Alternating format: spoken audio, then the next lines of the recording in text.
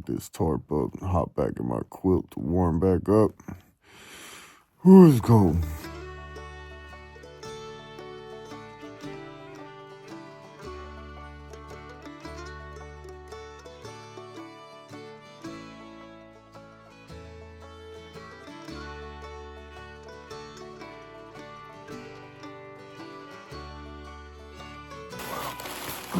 Pad definitely isn't holding air as well as it was. Of course, I don't know if it's just because it's so cold.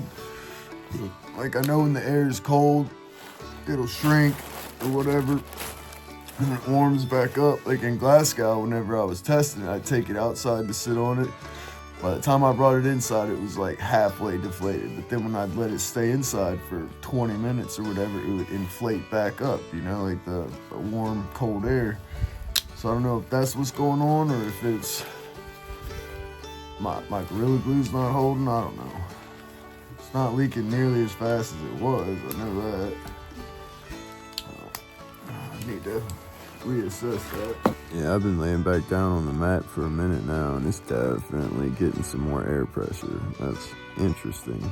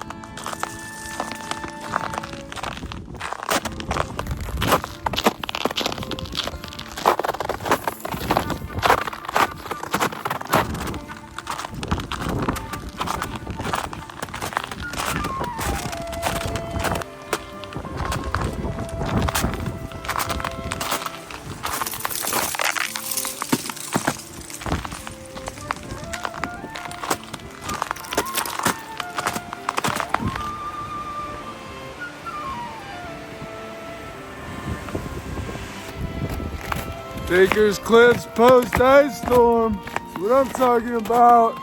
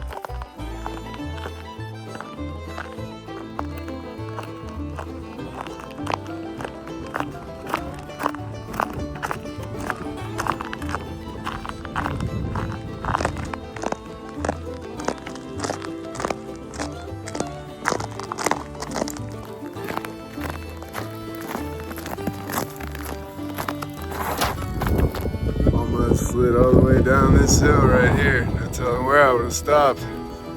As soon as I get over McAfee, get to the next parking lot, I'm getting out of here. It's not safe. Bailing out. Got too sketchy up there. Way too slippery. Way too far to slip and fall.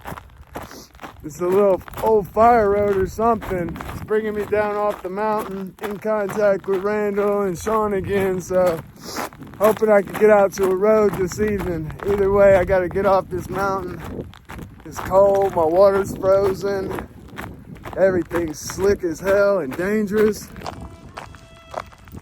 At least if I slip and fall on this road thing, there'll be a little bit of a bank to keep me on the mountain.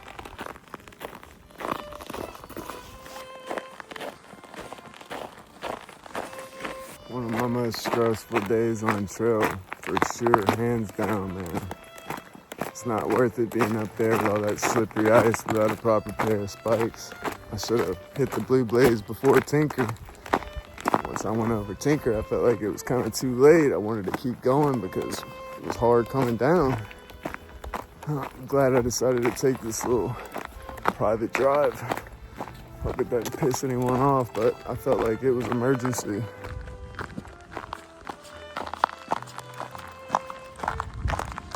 Definitely type 2 fun.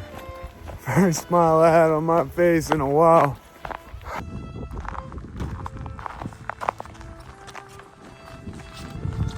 Oh, I feel bad for hitting Randall and Sean up now, making a big deal about it.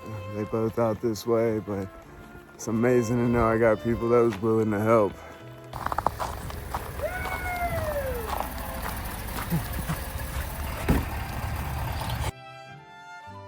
Dinner on me. So glad I had some backup out there.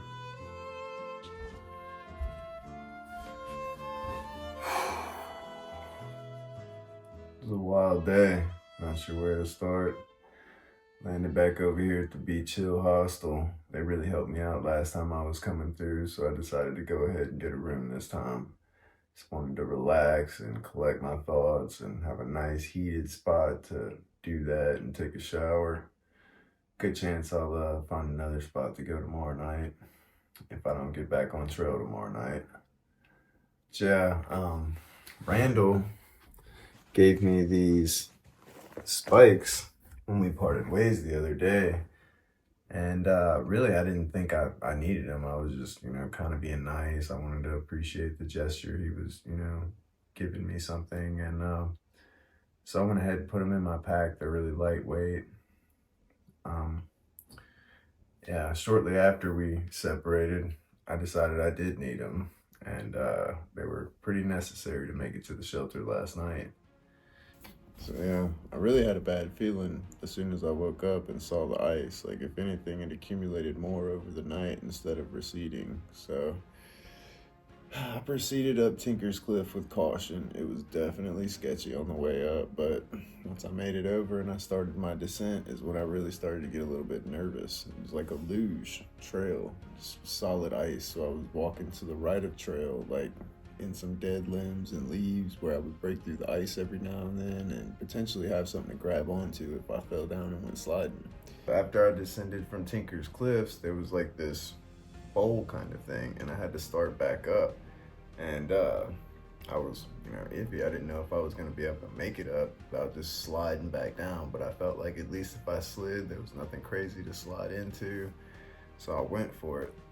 Probably wasn't the best idea, but going backwards wasn't a great idea either. So in between Tinker's Cliff and McAfee Knob, it's low on the map. It doesn't look like it would be anything really treacherous, but there's a couple of small peaks you go over where the rocks like coming out of the ridge like that, and you're essentially walking on this rock. And the first one I came to, I went a little bit below, and I was like kicking my feet into the bank on the side of the trail to like make some little footholds, and I just went sideways like that and then got back up on trail.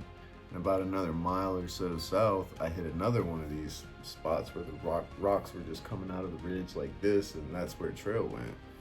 And when I saw that, I knew like that was way too sketchy for me to even attempt. And this is like, if you fall down the mountain in one of these spots, The ice is so smooth and slick, like you're gonna be going fast, and the only thing that's gonna stop you is a tree. And then once you hit the tree, you're stuck down there. There's no way you're gonna walk back up, especially with like a broken leg or an arm or something, if you're lucky and you don't get knocked out and get frostbite. Assuming you do slide down the mountain without any serious injuries, by the time you stop, you're gonna be so far down into the valley, you're definitely not gonna have phone service. So I wasn't happy about it, but I decided I had to turn around. And I was in contact with Sean and Randall by this. Well, first I was talking to Sean. He was gonna meet me at the next shelter before McAfee with a different pair of spikes that would have, made things a lot better. And when I made it to that second little ridge that I knew I wouldn't make it over, I decided to go ahead and call Randall too, because I knew this was serious. I was low on water at this point. It took me way longer to get there than it should have because I was walking so slow on the ice. And yeah, I just felt like it was a good idea to let multiple people know what my situation was. I ended up bailing out on this fire road through some property. I really apologize to whoever's land that was. If I wasn't supposed to be there, it was not my intention to do that. I would have never done this if I didn't feel like it was an absolute emergency. Yeah, once I decided to turn around and head back down to the last little fire road I saw, things got really sketchy. It was hard for me to get up to that last peak where I decided to turn around. And then I had to turn around and come back down on the slippery ice. And honestly, it's a little bit scary. It's a lot more scary going down than it is going up. Now that I'm sitting here high and dry in the hostel, I really wish I had some better video. But once I saw that second ridge, I wasn't gonna make it around. And I decided to turn around. I didn't film anymore until I made it to a road. And yeah, things just got a lot more stressful for me after I decided to turn around. Thinking about my water situation and how much energy it took me to get where I was moving so much slower than I should have been. I started walking faster than I should have, misstepping. I went down and slid twice, like a considerable distance. I think I got a picture of my gloves where I just completely ripped them up. Lost one of my wool mitts. So, a few things to be aggravated about, but ultimately grateful to be alive. I'm glad everything worked out like it did. Glad I'm here right now and able to talk about it.